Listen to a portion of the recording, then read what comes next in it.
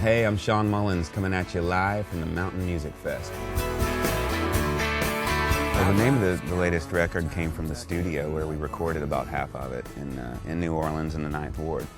And a little shotgun house right off the levee there. So I named my record after it because of the devastation that really, that whole area obviously received, and just in honor of that and that whole community.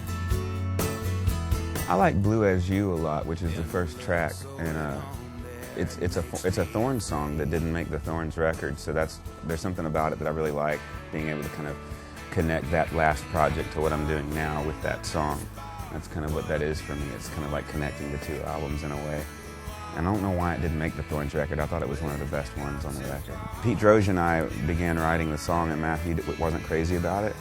And Sweet went in the other room and took a nap, and we got everything done but one verse. And we were like, well, if the guy's gonna get a third of the publishing, he better write a third of the song. So Pete goes in there and wakes him up. Matthew literally rolls over and spits out the third verse. He just like rolls over and he goes, interstellar rainbow on its cosmic wheel, rolling where the wind blows, never standing still. And I went over there and wrote it down real quick because no one else was.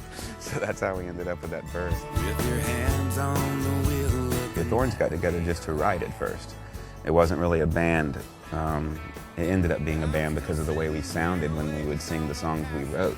But it was still a lot of fun, and because we wrote the songs together, that part was the organic part. That was the thing that kind of kept me interested. It was the writing of those songs, and it was a lot of fun. I learned a lot from both those guys, actually.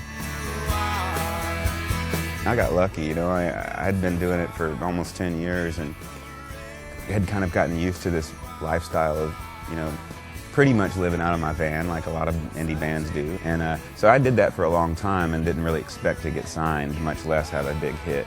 The first couple of years you do it, that's like your focus is trying to get signed, and that was for me anyway. And I soon learned that it really wasn't about that. It's about trying to write a better song and hit that mark that the great masters like Townes Van Zandt and Guy Clark and Chris Christopherson and Dolly Parton and Emmylou Harris, all these great songwriters have hit. That's our job, is to try to do that.